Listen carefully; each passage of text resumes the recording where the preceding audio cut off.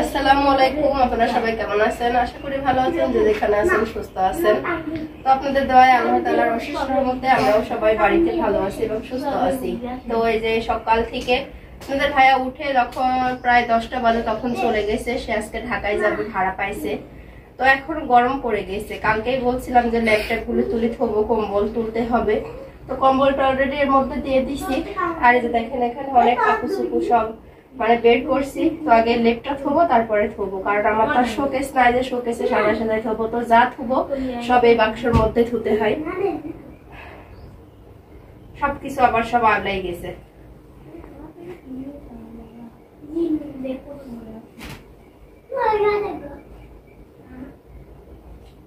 তো ওই যে এই শাড়িটার কথাই বলি, এই শাড়িটা দেখেন, এই শাড়িটা কিন্তু জর্জেট। তো এটা হলো বিদেশি শাড়ি। আপনাদের ভাইয়া যখন বিদেশ গেছিল তখন ছায়ামণি 2.5 মাসের কোলে ছিল। তো 2.5 মাস যখন তখন বিদেশ গেছিল, তো তখন এই শাড়ি যাওয়ার পরে 16 মাস ছিল বিদেশ। তারপরে পায়ে আঘাত লাগছিল, তার কারণে চলে আসতে হয়েছিল। তো আসার সময় সবার জন্য কিছু না কিছু নিয়ে আসছিল। তখন তাও আজকে 14-15 বছরের কথা। তো তখনকার শাড়িটা কিন্তু বেশ কয়েকবার পরছি, তারপরেও ভালো লাগে দেখতে। আর এই যে গোল গোল এই বল প্রিন্ট আমার খুব পছন্দ।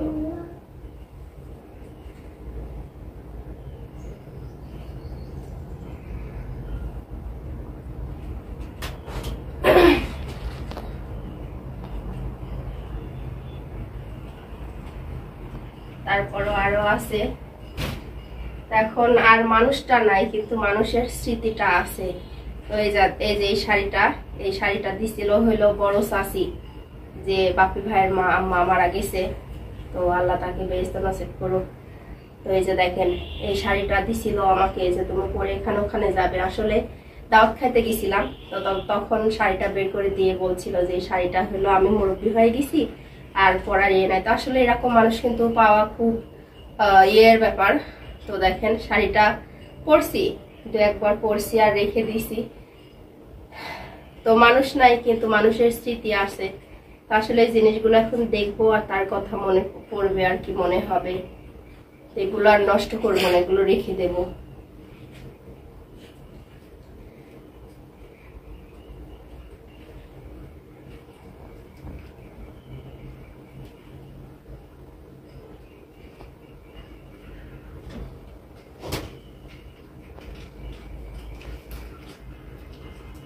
এই শাড়ি আমি এর মধ্যে ভালো থাকতে না।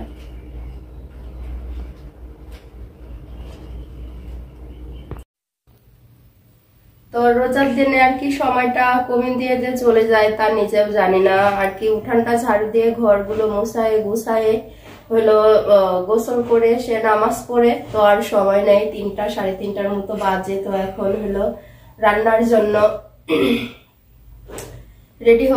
রান্নার জন্য সবকিছু রেডি করতে হবে। তো এদিকে আপনাদের ভাইয়াও নাই, আপনাদের ভাইয়া ঢাকা গেছে, শুধু আমি, তানভীর আর ছায়ামণি। তো ভাবতেছিলাম যে আজকে কি রান্না করব। আসলে যতটাই তরকারি রান্না করি না কেন, অল্প রান্না করলেও সেটাও থেকে যায়। ঝোল তরকারি, মাছের তরকারি কেউ খায় না, তো ভাজি ভর্তা এগুলোই ভালো হয়। তো আজকে ভাবছি যে এই সন্ধ্যা রাত্রের জন্য একটু পাতলা করে খিচুড়ি রান্না করব। তো খিচুড়িটা আর কি খাবে, অনেকদিন খাওয়া নাই, তো রোজার মুখে এটা ভালোই লাগবে, খারাপ লাগবে না। তো দেখি একটু মাছ ভাজি আর খিচুড়ি রান্না করব। এই জন্য কি মাছটা ভাজি যায়, সিল মাছটা ভাজি করি না বাবা? না দিলে ওটা তো গাজর। না না, ক্যামেরা ঠিক করো। আজকে ক্যামেরা ধরছে হলো তান্নু বেটা। তো তান্নু বেটা, হ্যাঁ এটি আচ্ছা। তো শুধু এই মাছটাই ভাজি করব, এই মাছটা ভাজি করে দেব। আর হলো পাতলা করে সবজি খিচুড়ি, মানে অনেক রকম সবজি দিয়ে খিচুড়ি রান্না করে দেব। তো রাখো, এখন এগুলো একটু কাটাকাটি করে নিই, পুরোটা যেন দেখা যায়। তো এই যে এখানে চাল নিছি, কাপে পানি আছে, কারণ মুরগির বাচ্চা আছে 2টা। এই 2টা মুরগির বাচ্চা হলো একটু পর পরে আর কি খাইতে দিতে হয়, তা না হইলে খুব ডাকাডাকি করে। তো আসা যায়, আগে খাওয়াই নেই, তারপরে রান্না বাড়ি করবো।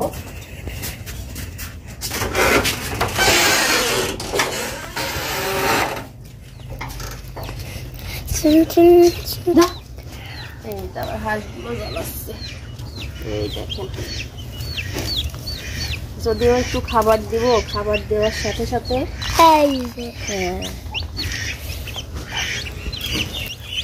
যদি একটু পানি দেওয়া যায়, পানিটা যে এত সুন্দর করে খায়। এই যে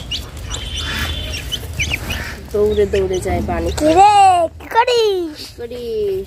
এদেরও খাবার আনতে দিছি, খাবার আসলে খাওয়াবো। খাবার না পাইলে পাগল হয়ে যায়।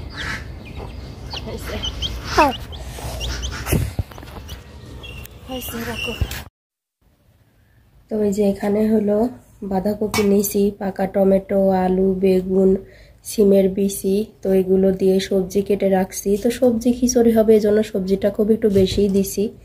আর যেখানে আছে 1 পোয়া চাল আর 2 রকমের ডাল দিয়ে মিশাই নিছি। তো এটা দিয়ে আর কি খিচুড়ি হবে। যেহেতু সবজি হবে একটু পাতলা হবে, এই জন্য খুব অল্প চাল দিছি। তো পাতলা হলে তো অত বেশি চাল দিলে বেশি হয়ে যাবে, আর রোজা থেকে তো অত বেশি খাওয়া যাবে না, শুধু একবার খাবো, এই জন্য অল্প একটু চাল দিছি।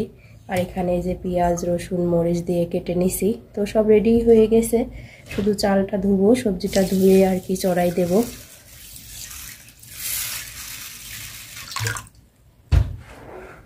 তো দেখে মনে হচ্ছে যে খুব শর্টে রান্না, মানে শর্টে কাজ হচ্ছে, কিন্তু না, এগুলো কেটে ধুয়ে গোছায়ে রান্না করতে গেলে আসলে সব কাজই করতে গেলে একই সময় লাগে। তো মনে করলাম যে একটা রান্না হবে তো টপ করে হয়ে যাবে, কিন্তু না, এটা কাটো, এটা কাটো, সেটা কাটো, সব কিছু মিলিয়ে অনেকটা সময় লেগে গেল। তো চালটা আগে ভালোভাবে ধুয়ে নেব, যেহেতু এর মধ্যে ডাল দেওয়া আছে। তো ডাল দেওয়া চালটা বেশি একটু ভালোভাবে ধুলেই ভালো হয়। তো ধুয়ে তারপরে হলো প্রেসারে দিয়ে দেব, তো আর কোনো খাটনি হবে না। ও তো এই যে দেখেন এখানে সবজি খিচুড়িটা করে ফেলছি। তো এই যে দেখেন অনেকটা কিন্তু নরম হয়েছে, এক কথায় যাকে বলে হলো যাও। এই যে নরম খিচুড়ি, আর তার সঙ্গে করছি হলো হ্যাঁ যাও। ভাত মনে হয় যাও হয়নি। হ্যাঁ আমার ভাত মনে হয় যাও হয়নি।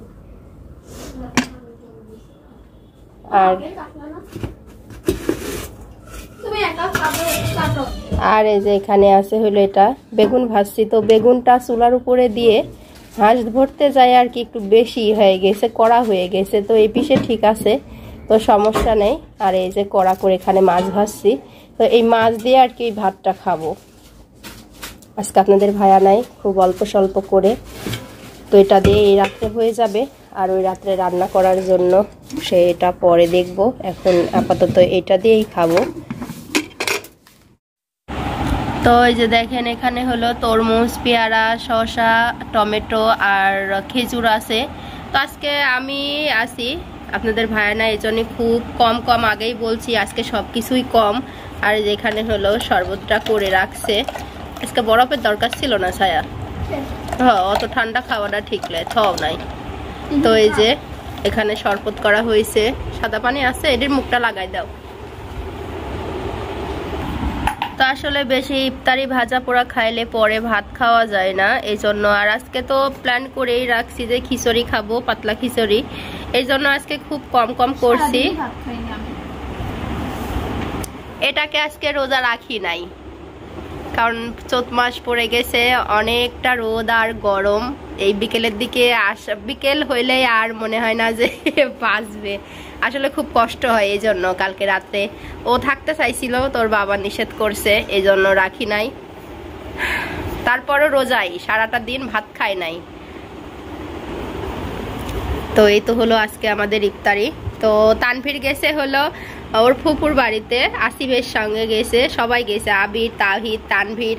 আর আজকে এখানে আমি আর ছায়া শুধু এটুকু দিয়ে ইফতারি করব।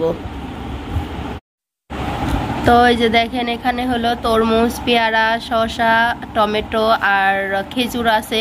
তো আজকে আমি আসি, আপনাদের ভায়া না, এই জন্য খুব কম আগেই বলছি, আজকে সব কিছুই কম। আর যেখানে হলো শরবতটা করে রাখছে, আজকে বরফের দরকার ছিল না ছায়া। হ্যাঁ, অত ঠান্ডা